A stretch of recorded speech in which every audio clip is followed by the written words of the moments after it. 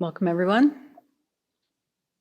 Venerable Chodron is working hard to finish up the last edits on Volume 8 and of the Library of Wisdom and Compassion. Volume 8 is called Realizing the Profound View, and it's all about how to meditate on emptiness. So we're supporting her tonight by doing a review instead of having teachings, and look forward to that Volume 8 being published. So let's begin by setting our motivation for our time together tonight.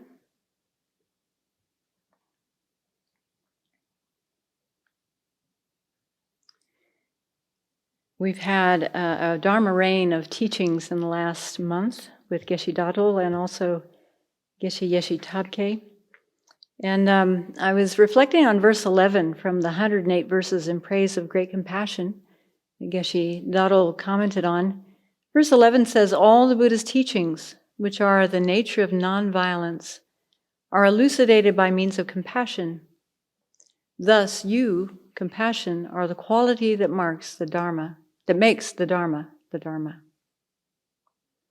And so in commenting on this verse, Geshe Dadol said that all the Buddha's teachings have the nature of non-harm or non-violence. When asked to define Dharma after rejecting what others had proposed, the great scholar Aryadeva said, ultimately, non-harm is the nature of Dharma. And when asked to give the essence of Buddha Dharma, His Holiness the Dalai Lama has said, when it comes to conduct, it is rooted in non-harm. And when it comes to the view, its identity is rooted in dependent arising. So in short, one way of thinking about the Dharma is non-harm. Dharma is not defined by how it looks from the outside, but depends on our motivation, what's moving our mind. So whether we engage in physical, verbal, or mental action, for it to be Dharma, it must be the nature of non-harm. And I found this emphasis so inspiring. The whole Dharma practice is rooted in compassion or non-harm, and it grows into our ability to help others skillfully. So if we truly want to help others, that help is predicated on wishing to not harm and the various levels of great compassion.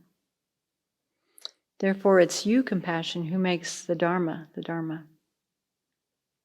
And he went on to say, to fully realize the potential of non-harm relies on realizing emptiness.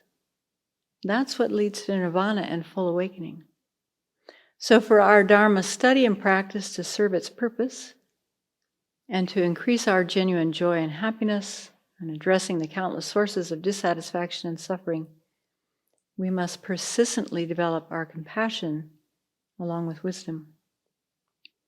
So tonight, let's cultivate a sense of great compassion and a wish to attain full awakening as our motivation for coming back to the first part of Volume 3 and doing some review.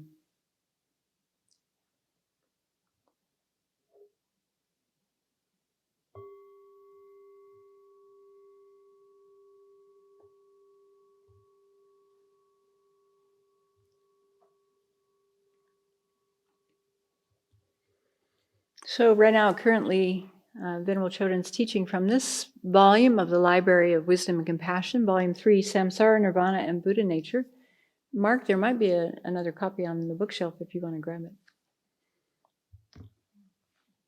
And we haven't done any reviews on this book because Venerable hasn't been traveling.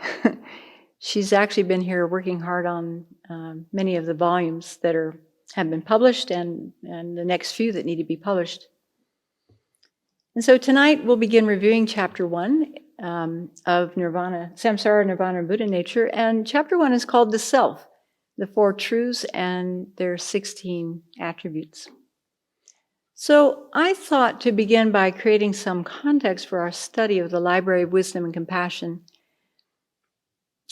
You may recall that the Library of Wisdom and Compassion series was born out of Venerable Chodron's request to His Holiness in 1995 to write a short text on the lamrim that some of the Tibetan Lamas could use when they were teaching those who were serious about the Dharma. And I think rather than use the word Westerners, because what does that mean after all? But maybe non-Tibetans, we could say, or non-Tibetan monastics, I think.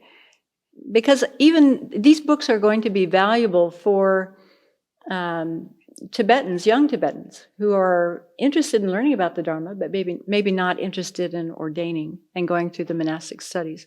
I think it's also maybe too broad to say non-Asians, because I think there are a lot of Singaporeans who tune into these teachings and find them very relevant to their lives. So I think I would like to talk about how I see the value of this series of texts from my own point of view, having done some study. So when Venerable made this request to His Holiness in 1995, His Holiness responded by saying that a larger book needed to be created first, and that this book needed to be different, not just another lamrim text, because we have a lot of excellent lamrim texts already available. So he didn't want to just repeat a standard lamrim text. Rather, he wanted it to contain material from the philosophical treatises so that readers like us could gain a deeper and more detailed understanding of the important points.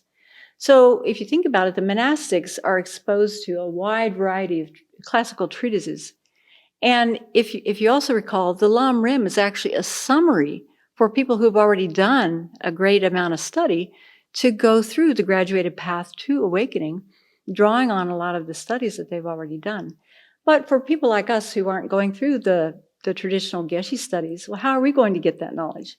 And I think His Holiness is taking care of us through Venerable's prompting and request to summarize and to bring the pith of some of those classical texts to our fingertips in these volumes. So His Holiness also wanted this longer lamrim to contain material from the Pali Buddhist tradition to help students like us appreciate the Buddha's remarkable skill and versatility in instructing people with very diverse interests and aptitudes and dispositions. And this goes hand in hand with one of his main goals in life, which is to reduce sectarianism, especially within different Buddhist traditions.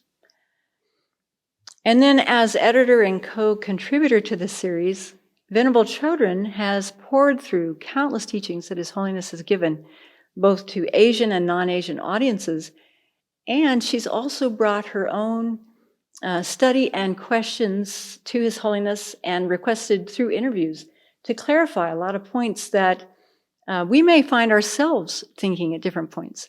Or we may think, wow, I never thought to think that. I never had that question, but what a great question. And now here it is. It's just clarified in these beautiful books. So I thought to just contrast this series with a traditional lamrim outline. And so Venerable Lamsa has kindly put a basic lamrim outline on Google for people to access if they like, and you can just follow along, because I'm sure many of you already carry this in your mind. One of the beauties of studying the lamrim is that we can summarize and we can carry the outline with us so that we can think about it, we can reflect on it as we go through our day. And so that's partly what we're doing on Thursday mornings when we take teachings with Venerable Kadro, as well as teachings on the library series. We're fleshing out a lamrim outline, but it's good to also bring it back to a very pithy summary so that we can carry it with us. So if we think about a traditional lamrim outline and then look to see, well, how is the structure of the Library of Wisdom and Compassion the same? Where are some similarities and where are the differences? And really pay attention and tune into the differences as well as the similarities. So if we think about the lamrim, we begin with the initial scope. And from the traditional Tibetan approach, then the first thing they begin talking about is how to rely on the spiritual teacher. And for many Westerners who are new to Buddhism, that's like, whoa, wait a minute, I'm not ready to take a teacher yet. And I have so many misconceptions about that, I don't even know where to begin. And that can be scary, can't it? When you're faced with some fears about, here's someone you're going to really trust and develop this lifelong or maybe lifelong relationship with. So we begin by relying on the spiritual teacher who's going to teach us the entire path. And then when they begin with the instruction, it begins with the preciousness of our life so that we can see what conducive circumstances we have right now so that we take advantage of them. But the very next topic, of course, is death and impermanence. We won't have this precious opportunity that we enjoy right now, and we probably take for granted, take advantage of it, or take it for granted. But, death and impermanence helps us to overcome the view of grasping at ourselves as permanent, at least to begin that process. Also, in that initial scope, we look at, all traditions say that something happens after death. So what does the Buddhist tradition say? And so the Buddhist tradition talks about lower rebirths, upper rebirths, a continuity of mind, even though the body, we separate, the mind separates from the body, but there's a continuity that goes from life to life. So then we start, at least in the initial scope, we look at, what are these lower rebirths like? And that's also a difficult topic for many non-Tibetans.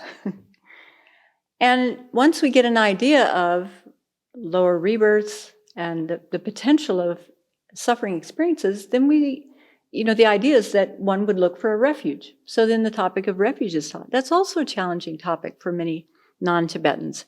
All of a sudden talking about the qualities of the Buddha and the Dharma and the Sangha right off the bat.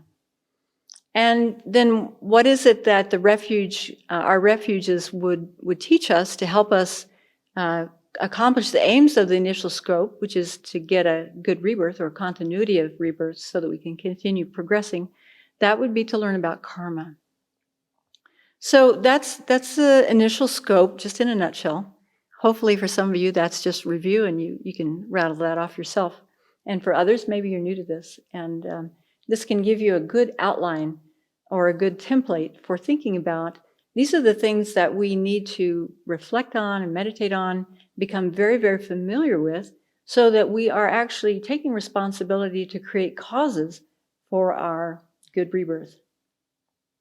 Then in the middle scope, which is where this volume comes in, is we talk about the Four Noble Truths, and particularly highlighting the truth of suffering, which we have spent many months on now, truth of suffering and the truth of origin of suffering.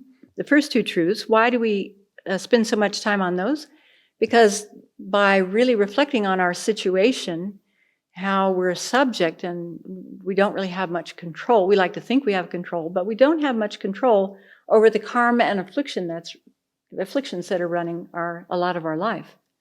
And so as we reflect on those two first noble truths, that can bring about, with sincere meditation and reflection, sincere renunciation or determination to overcome samsara. And then the last two truths are included there too, true cessation and true paths. But typically in a lamrim text, the goal is to get practitioners to the Mahayana path, and so they don't spend much time on true cessations or true paths. But the main focus on true suffering and true origin. Also in the middle scope, we talk about the 12 links, which we are just about to get to, which I can't wait. I'm sure Venerable has asked many pertinent questions for clarification, because the 12 links, on one hand, we can probably rattle off, some of us can rattle off what the 12 links are and how you can go through them in 2 lives or 3 lives, and what are projecting causes, what are projected results, etc. But I think really reflecting on these 12 links deeply and applying it to ourselves, that can bring about a real sense of renunciation, because we come to the point of understanding that we are a self-perpetuating suffering machine. That's really what it's designed to wake us up, to see where we are, what our conditions are actually like. So the first two truths and the 12 links helps us to develop the renunciation that we need. And then how do we overcome our situation in samsara is typically taught in the 3 higher trainings. They're in the middle scope.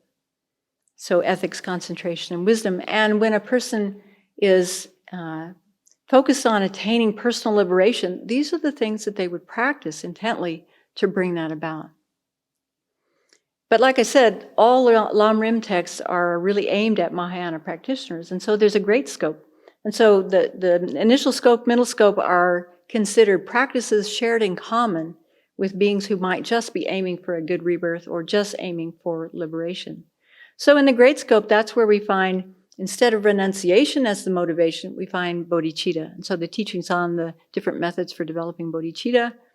And then the 6 perfections, once a person has developed bodhicitta. And again, in the 6 perfections, we find ethics, concentration, and wisdom, along with patience and joyous effort and generosity. And then there's a little mention of Tantra there at the end of the lamrim. So these are the practices specifically for people who are aiming for full awakening. Okay, so I just wanted to give a cursory overview. Now let's take a look to see what's the library of wisdom and compassion presenting that's the same, and what's the difference. So as we've gone through volume 1 and 2 and 3, we can at least look at the initial and middle scope. So maybe some of you have attended all the teachings, some of you have, and so you might remember that approaching the Buddhist path, volume 1, was really a lot of historical background about how Buddhism spread from India, and also talked a lot about the systematic approach to the spiritual path, and a lot of Buddhist ideas in contrast to contemporary issues. So it's really creating a good context for the non-Tibetan geshe studies practitioner to begin to engage. So maybe not a lot of hard and fast facts there, but a lot of really good, rich information for practitioners like us who are wanting to progress along the path, and also bring along all the science that we've studied in our lives and all the psychology that modern psychology we've been exposed to, and all the modern medicine and things like this. So then in volume 2, the Foundation of Buddhist Practice, it started off with teaching a lot about non-deceptive knowledge. These are the kind of minds that we are wanting to develop along the path, no matter what the topic is, whether it's precious human rebirth or karma, lower realms, whatever the case may be, refuge. We're wanting to develop these non-deceptive states of mind. And this is part of the geshe studies. It's called low rig, or mind and awareness, where we really look into what are the 7 main types of awareness that a person would progress through to getting to a direct perception, a non-conceptual direct perception, especially of emptiness, right? We need emptiness to purify our minds. And so we started off talking about, His Holiness started off talking about non-deceptive knowledge. Then we did talk a little bit about rebirth. This is something Tibetans don't need to talk about much, but we do. I mean, how many of you grew up really having a strong conviction or teachings about rebirth and the fact that something goes from life to life? Yes, we talk about, many of us grew up talking about heaven and hell, or learning about those kind of concepts in a Christian context. But rebirth, reincarnation, past and future lives, that's challenging. So there was a section that His Holiness brought in to help us understand that. Then there's a section on relying on the spiritual mentor. That's similar to what we find in the traditional, at least the topic is similar, but the presentation was very different, if you recall. And how fortunate we are that His Holiness has given very clear instructions for us about what it means to rely on a spiritual teacher and the different levels of spiritual teachers that we can rely on. Because there's a lot of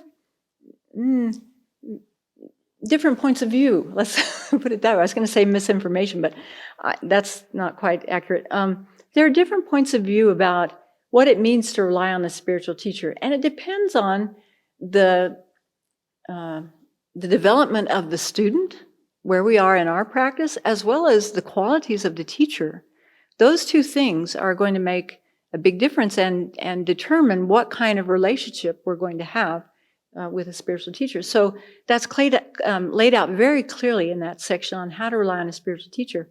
And although people who are new to Buddhism may not be ready to take a teacher right off the bat, it's a good idea to know what we're looking for when we get to that point.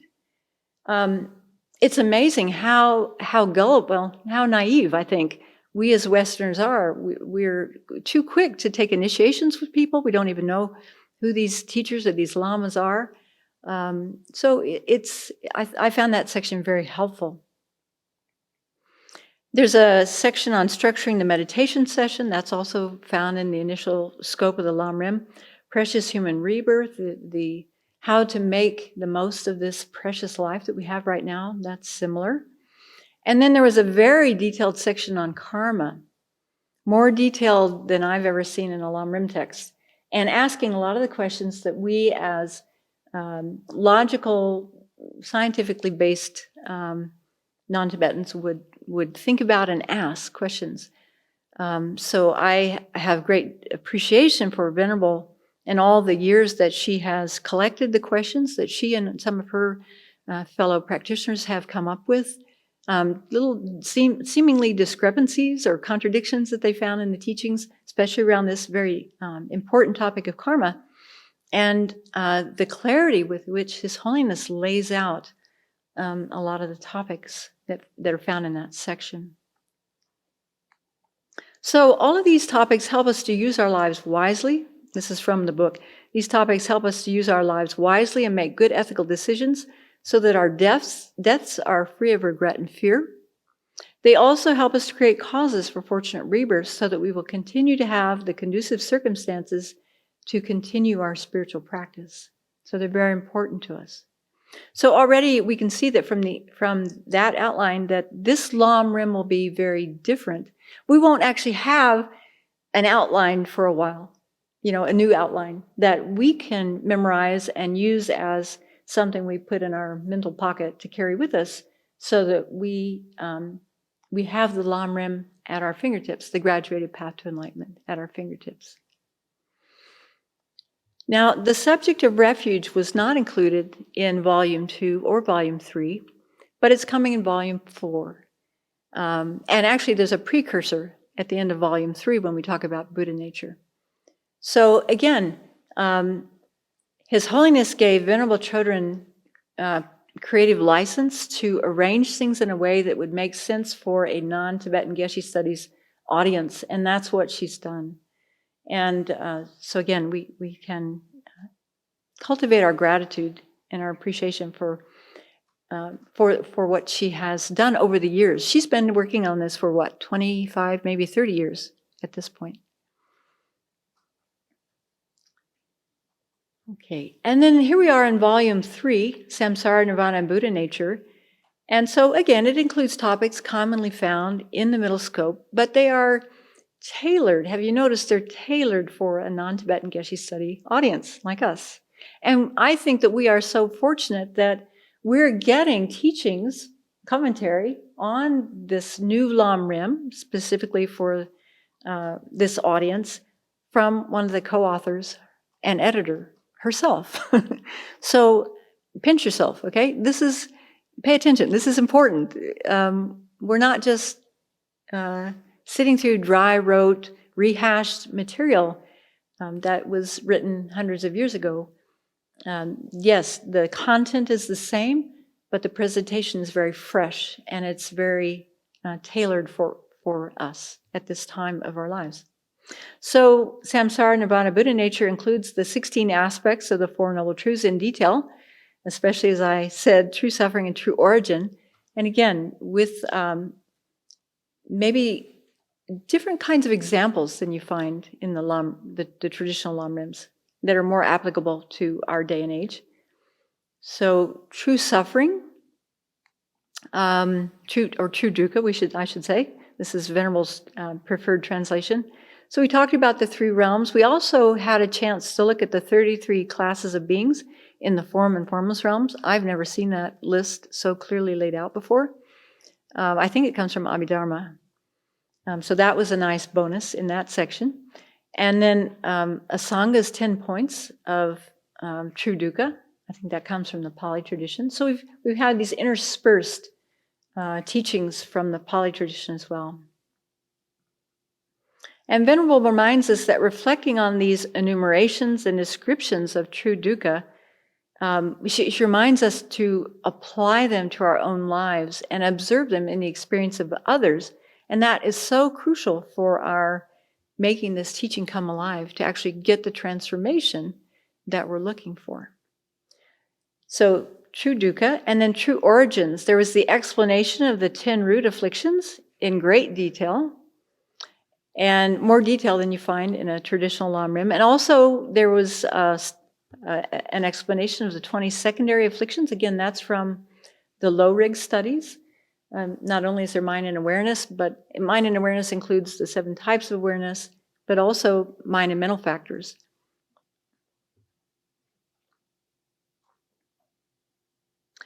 And then afflictions and karma, they're seeds and late seeds, they're having ceased.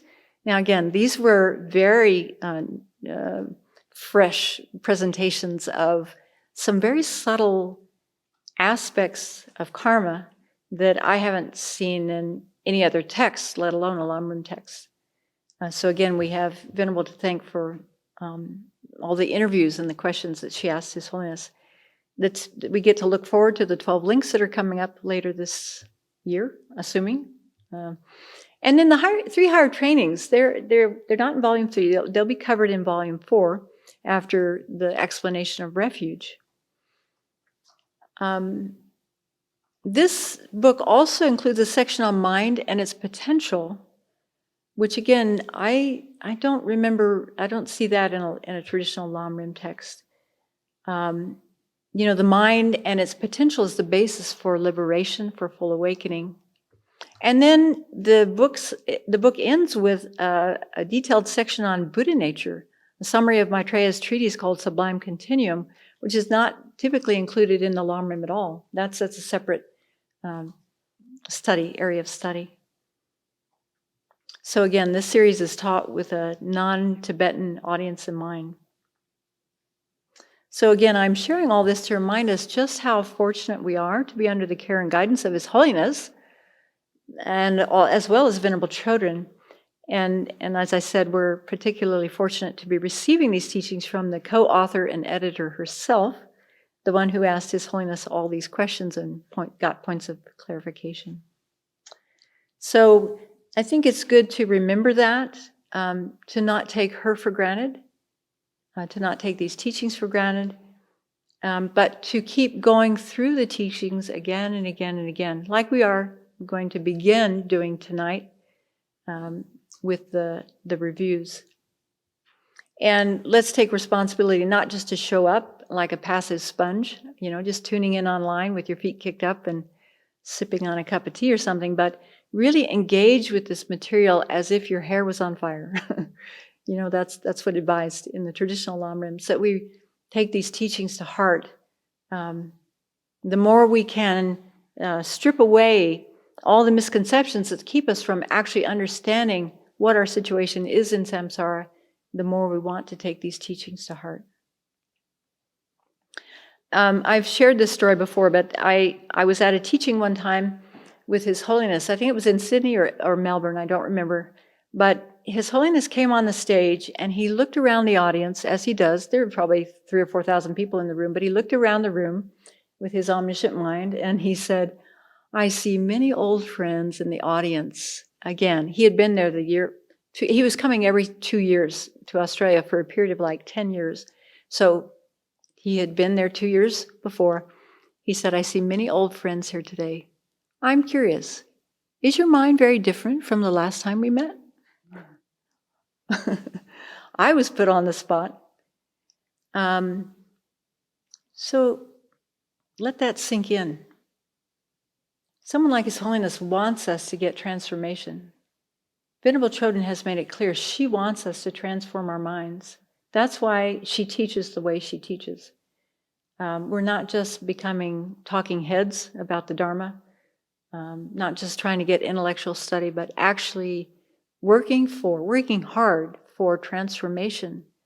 So our responsibility is to show up for these teachings with a sincere motivation and a sincere attitude after the teachings to go back through them, to review them, to try to apply them to our own life experience, to see them in others, to see them in everything around us.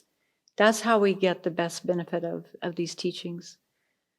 So we need to remember that from time to time and rouse ourselves. We all, I think, succumb to laziness from time to time, and we need to encourage ourselves and each other. Okay, so that was a very long preamble, but I felt like it was important, and I hope it was a benefit. So I'd like to begin by reading something from the preface that I found quite interesting.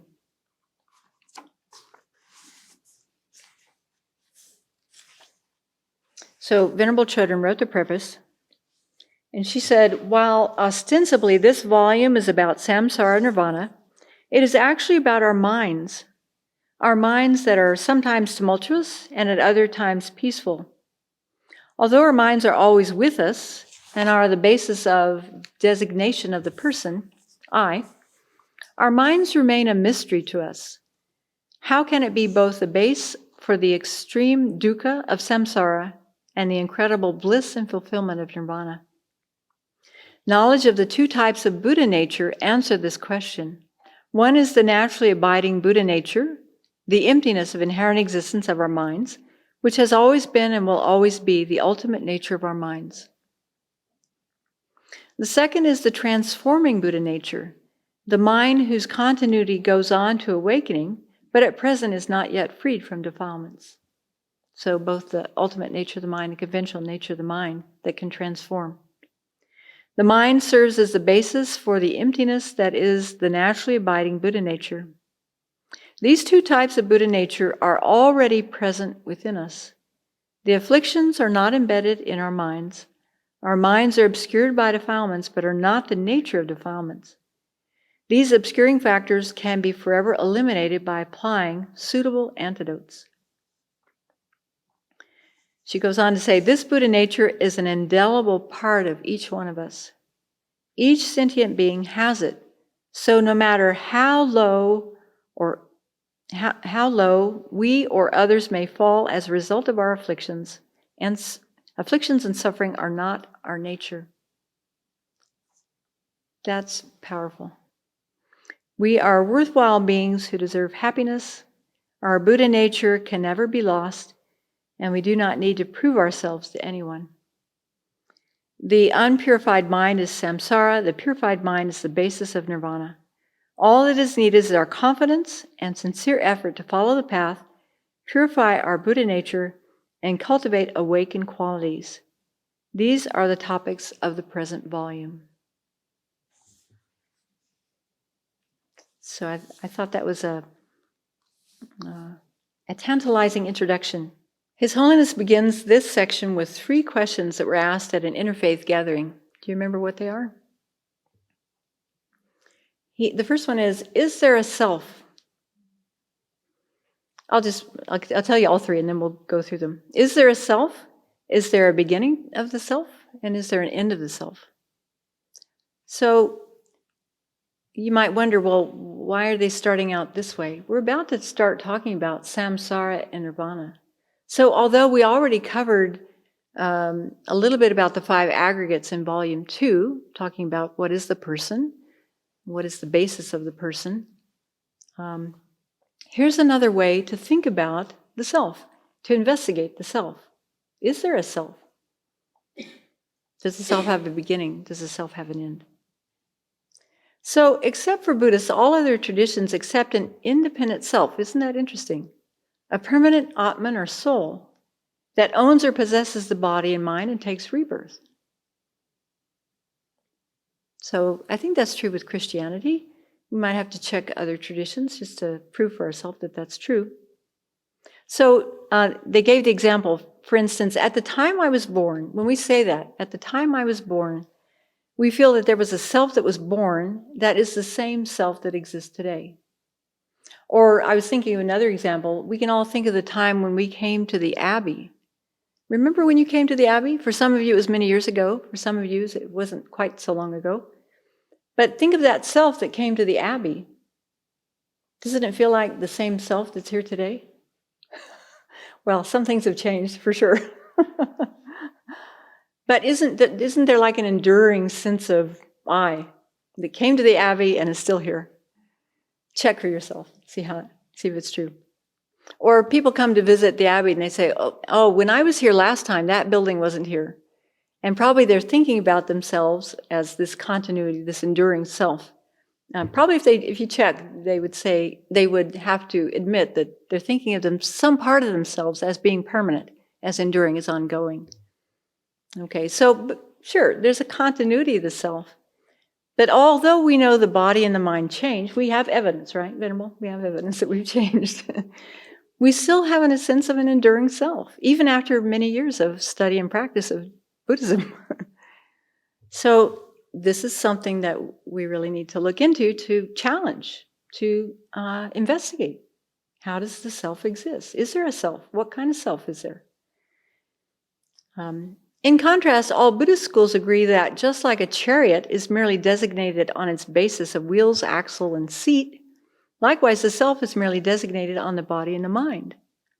The self exists, but not independent of the body and the mind. Therefore, Buddhists assert selflessness, the lack of a permanent, independent self or soul.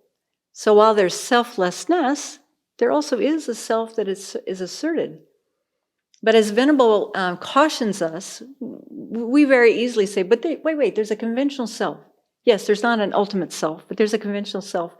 But if we're not careful, we just assign the ultimate self to the conventional self, in this enduring, permanent type of sense of ourselves. So this question invites us to spend some time thinking about how the self exists.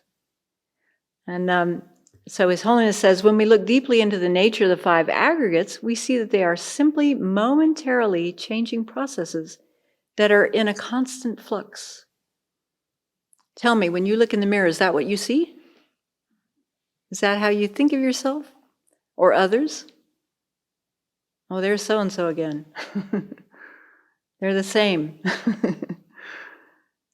So this momentarily changing processes that are in constant flux, they arise and pass away without interruption, giving rise to the next moment in the same continuum. So there is a lot of detailed explanation about cause and effect, which can be very interesting to that scientific aspect of our mind. But probably it's not one that we normally think about. We don't apply that kind of scientific investigation to ourselves like we might to something else, like buying a car or a new phone. Okay. So we can, to think about this question further, we can revisit the explanation about the five aggregates. We can also do meditation on the 32 aspects of the body found in the mindfulness of the body section in the 4 establishments of mindfulness. Is there a self? Look through all the different parts of the body. Is the head hair the body? Is the body hair the body? How about the nails or the teeth or the skin, etc.? And what's interesting, I find, is to actually, as we'll get into the aspects of the first noble truth, true suffering, true dukkha, is to go through those 32 aspects of the body and look at, like, for instance, thinking about the impermanence of the hair, the hair on the head. And for those of us who shave every couple of weeks, you really have a sense of the impermanence of your hair. When I was a layperson, I wasn't aware of that so much. Yeah, I had to go to the salon every couple of months to get an inch cut off or so, but I didn't have that kind of awareness that I do looking in the mirror and seeing, oh, it's time to shave. So head hair, body hair, nails. Our nails are constantly changing. It's fascinating to think about. There's nothing static in this body, but to say that doesn't have the import as doing your own meditation to see, oh yeah, is there anything within this continuum of body that's not constantly changing? And to let that shake you at your core. It can challenge that that unconscious grasping at permanence that we all carry. So nails, teeth, I will confess, after I got braces, like within a week, I could see that my teeth were shifting and I was surprised. Why am I surprised? Because I'm grasping at my teeth, or at least the bones, the jawbone, to be permanent. I bet we all have our own experiences of that. Maybe we're surprised when we start losing weight when we don't eat at night, or I don't know, whatever. You probably have your own experiences of that, where you're just kind of shocked, like, oh, of course, I'm changing. Skin, in the wintertime when you start wearing long johns, you really become aware of how impermanent the skin is. Maybe that's a bit too graphic. Okay. Well, usually our clothes are very loose-fitting, so you put on tight-fitting clothes and it rubs against the skin. You see the skin is sloughing all the time. And then the muscles, in the summer, our muscles we're out in the forest, we're working with wood, etc., and the muscles grow. In the winter, when we're sitting doing retreat, the muscles wane. They're constantly changing. The bones are constantly changing. That's a little harder to experience directly, but knowing what we know about the bones, they're constantly replenishing and revitalizing, rejuvenating, creating red blood cells, breaking down, building up. The kidneys constantly filtering out whatever they do. Filtering something. What do they filter? The blood or the blood? Okay. The kidneys. What do the kidneys filter? Our nurse isn't here tonight. The liquids in the body. Thank you. Oh, yeah. The blood. Okay. The kidneys filtering out pollutants in the blood. And then thinking about the heart. This is really fascinating. Put your hand on your heart and realize the heart is never still. Be still, my heart. I don't know why someone would say that. That means you're dead. But maybe it's a different kind of heart. But to think about, the 4 chambers of the heart are working hard for us every day. Thank you, heart. Keep doing it. The liver, very silently doing more of that filtering, right? Thank you, liver. The diaphragm, constantly helping us to breathe. The spleen, storing up red blood cells. And the lungs, constantly taking in fresh oxygen to disseminate throughout our bodies. So to really go through the body, and even to Google all these different body parts and to find out what they do, like you can even find pictures of cameras that go through the stomach, and you can see what the stomach is like, a muscle, and it's constantly doing this kind of stuff. I never knew that before. So it's very interesting to learn more about our body and to get a sense of how it's a constantly changing momentary thing. We think of ourselves as a noun, but we're a verb. So we have to challenge those thoughts. So that 32 aspects of the body, you can get a lot of mileage out of that. Also thinking about how each of those 32 parts are suffering, and how each of those 32 parts lack a self. Another way to explore this question is the Vipassana meditations, when you're really focusing more on the mind and just seeing how fluid the mind is. And also how when the mind becomes more quiet, more concentrated, the body changes too, making that connection. So there are many different methods for meditating on the mind, like shamatha or clarity of the nature of the mind. All of these can help illuminate the constantly changing body and mind that makes up the self. So maybe you have other methods that you use to investigate the self, or any of them come to mind right off the top of your head? I've mentioned several of them that you probably use. What's that? Yeah. Does the self exist? How does the self exist? Does the self exist? I think it's pretty obvious there is a self that's even investigating. Does the self exist? But how? Then might be the next question. So under how, then we look at the second question.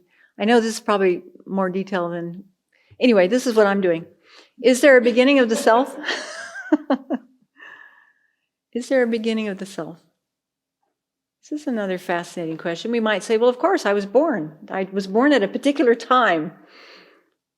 as if we weren't present before that moment, when the doctor pulled us out. Beginninglessness is an uncomfortable concept to us, isn't it? Beginningless, infinity. That's hard on the mind to think about, for most of us. Maybe not everyone. So some religions talk about an external creator, God, that doesn't depend on causes and conditions. I don't remember learning that as a Catholic, but that seems to come up a lot, that God is a creator, no one created God. I guess, yeah, that part I can remember. And His Holiness is so careful to make the point that thinking that God created a person can foster a feeling of being close to God and a willingness to follow God's advice. No problem with that. If it helps you develop good qualities and be a better human being, that's wonderful. But for Buddhists, since the self is merely designated on the body and mind, primarily the mind, then our question is, does the mind have a beginning? The mind is impermanent. So here, another detailed explanation of what is the mind? How does it function? The mind is impermanent. All impermanent things change moment to moment. We can understand how this moment of mind influences the next moment of mind. What we're doing with our mind now will influence what we dream about tonight, what we think about when we wake up in the morning. So we can make that connection. Although it's hard, I think it's harder to understand this moment of mind as a cause, a substantial cause for the next moment of mind. That's hard. But we can trace back and see how this moment of mind is a product. It's been influenced by the previous moment of the mind, that was influenced by the previous moment of the mind, and just keep going back and back and back and back, all the way to the moment of what we call birth, all the way back into the womb.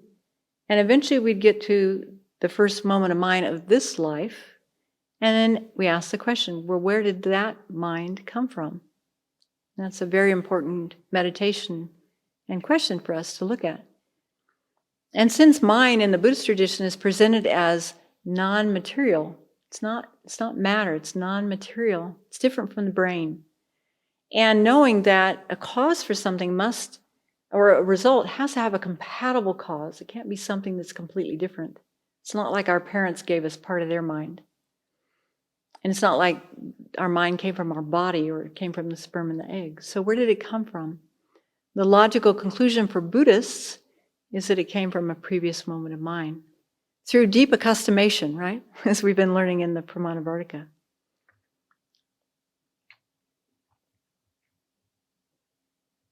So those of you who've done this meditation over some time, you may have found some conviction, some level of conviction about the mind being beginningless and being okay with that as a basis for identifying, with the I, the self.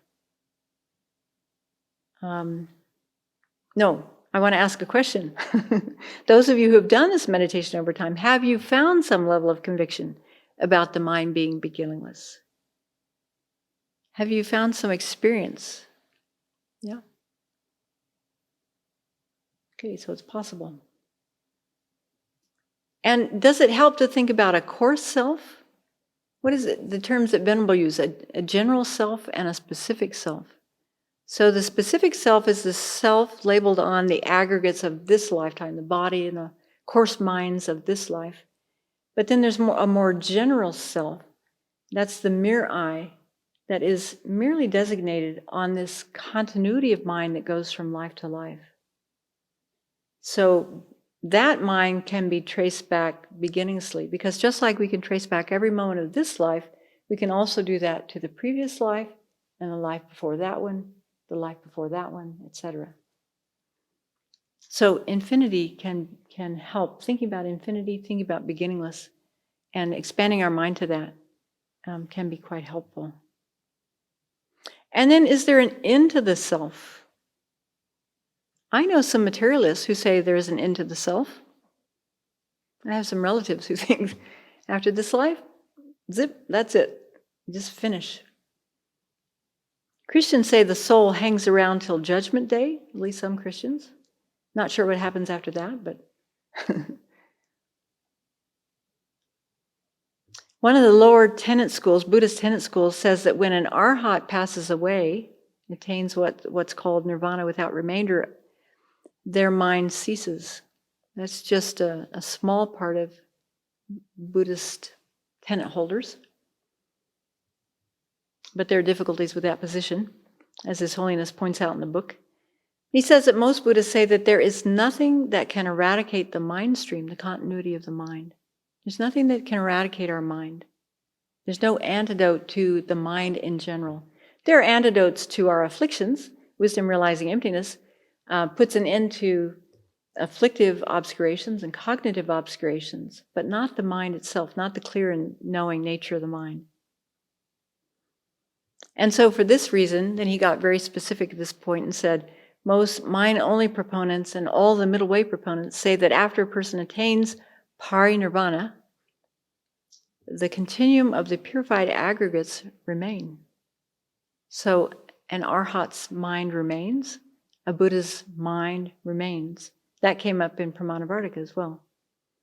So we talk about the four Buddha bodies, the truth body of the Buddha, and the nature truth body, and then the form bodies. The form bodies come and go, but the continuity of the mind continues endlessly. So these are interesting questions for our ongoing reflections on the self and how the self exists and how that self experiences samsara and nirvana. That's why it's coming up here at the beginning of this chapter, because we're about to talk about our situation in samsara and the potential to be free of samsara. I find it interesting that there is not a hard and fast definition for samsara. There are many definitions in the Buddhist tradition, but I have not seen one for samsara. I've seen descriptions, and there's one in our text that says, samsara means to be reborn with karmically conditioned aggregates. And it says specifically, it is our 5 contaminated, appropriated aggregates.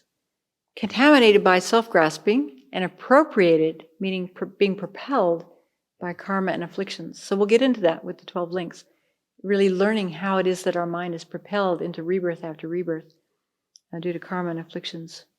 But often we say, I am in samsara as if it's a place, right? Like, isn't this samsara? I live in samsara. Here we are in samsara. But each one of us has our own unique samsara. Each one of us is our own unique samsara. And each one of us are responsible for overcoming our own unique samsara. Liberation, it says, is freedom from bondage of rebirth with the contaminated or polluted aggregates, propelled by karma and mental afflictions. And liberation comes about by completely ceasing the ignorance and karma that causes cyclic existence. So to bring about liberation, I think, first of all, we have to have a lot of understanding of what are the benefits of liberation. Because it seems like we're going to have to give up a lot. So we better know what we're going to. Like, what would a liberated mind be like? What would a liberated experience be like? It's hard to even imagine. I've heard Venerable ask us from time to time, just imagine never having anger again. That can give us a small inkling of what a liberated mind would be like. Never, knowing with confidence you'd never get angry again. I would like that. Wouldn't you? Never to be jealous again, never to feel pride or resentment or agitation, attachment. Never to have that disturbance in the mind, but to have a continuously blissful, peaceful experience of mind. Some people think that would be boring. I'm willing to bet. I'm willing to risk experiencing that. Yeah, often people say without suffering, you don't know the opposite of suffering. No, I'm willing to gamble on that one. So it's to bring about liberation, we need to renounce dukkha or suffering and dissatisfaction, to turn away from the pleasures of cyclic existence. Why? Because they are not actually happiness. This is challenging, and as we'll see when we continue with the reviews and we go into true dukkha or true suffering and we look at the three kinds of suffering. You know, that suffering of change is really challenging for us because we so easily, grasp after the appearance of something holding happiness. And if I only had that thing or that experience or that opportunity, that person, then I would have that happiness. So we have to work very hard to convince ourselves that contaminated happiness is suffering. Contaminated happiness is suffering. That could be a mantra. Contaminated happiness is suffering. Contaminated happiness is suffering. Contaminated happiness is suffering. Because it's going to take a very long time to convince ourselves. We've grasped so much at contaminated objects as pleasurable that we're totally convinced. But contaminated happiness is suffering. It's grade F happiness. It doesn't bring lasting happiness. It's still disturbing for our mind. Why? Because as soon as we get something pleasurable, we're afraid we're going to lose it, or we want more, we want better. There's a disturbance naturally in the mind. There's never contentment. There's always dissatisfaction. So we need to renounce dukkha, or suffering and dissatisfaction, turning away from the pleasures, and also at the same time develop this mind intent on liberation.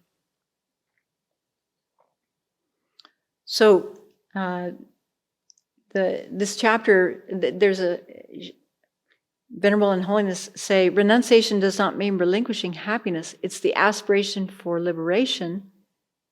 It is the aspiration for liberation, the determination to seek a higher and more enduring happiness than samsara can possibly offer. So again, just a little story that had a deep impact on me, and some of you have heard it before. But when I lived in Australia, I met a woman who was there to do some graduate work. She was from Burma or Myanmar. Myanmar. No, I'm sorry, not Myanmar. She was from Bhutan, yeah. And she had such a beautiful peacefulness about her. And we were talking one day and she said, I really try to live my life in accordance with the Four Noble Truths. And when I heard her say that, it really struck me. And so immediately I thought, yeah, I do that too. And then I had to laugh at myself because this woman was someone, her family was Buddhist from day one, She grew up in a Buddhist environment. She was steeped in Buddhism. She'd had many teachings and deep experiences that, I'm still aspiring for. And that really touched me, like, I want to have that aspiration every day to wake up and think, I want to live my life today in accordance with the Four Noble Truths. That's hard. But that might be an interesting investigation. What stops us from living our lives in accordance with the Four Noble Truths? They make perfect sense, don't they? There's suffering, there's dukkha, there's a cause of dukkha. Yes, I can stop the dukkha. Here's the path how to do it. It's very straightforward in some ways. And yet, how is it that we can live our lives in accordance with the Four Noble Truths? What would that look like even? What would we have to let go of? What would we have to bring into our lives? How would we spend our time, energy, and resources differently if we were really living in accordance with the Four Noble Truths? It's something I want to think a lot more about.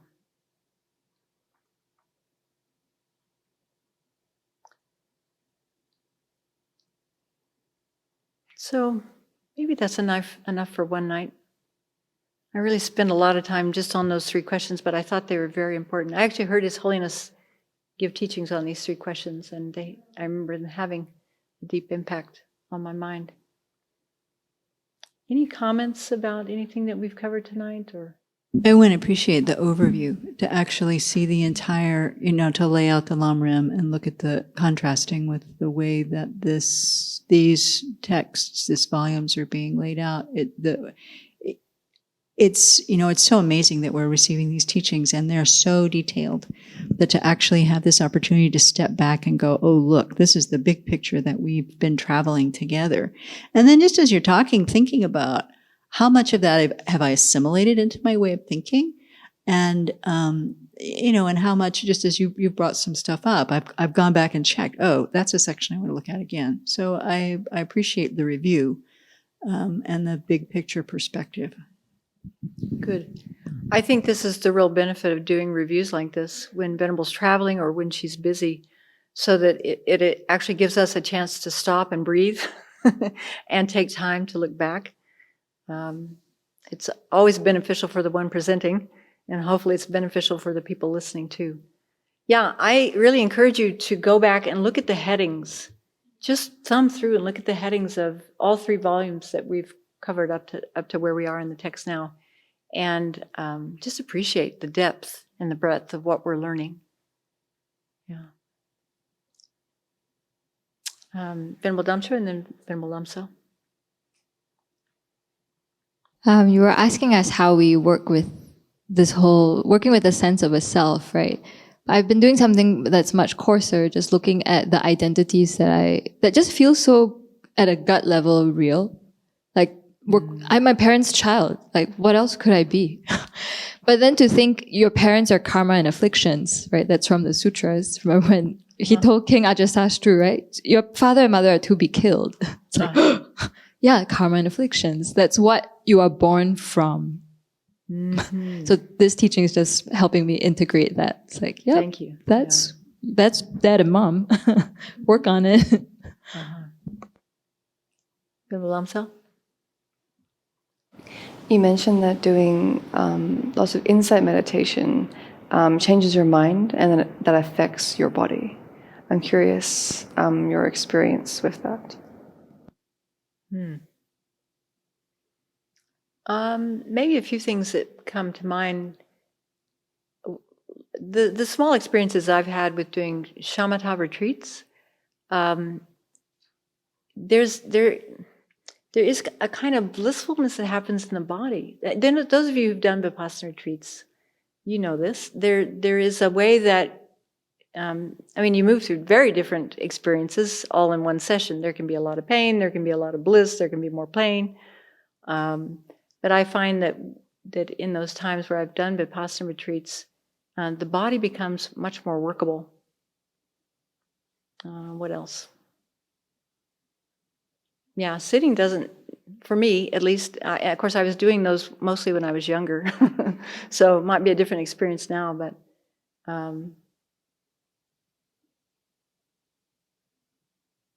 going through experiences of physical pain and then seeing like how that physical pain can just completely disappear into something more blissful.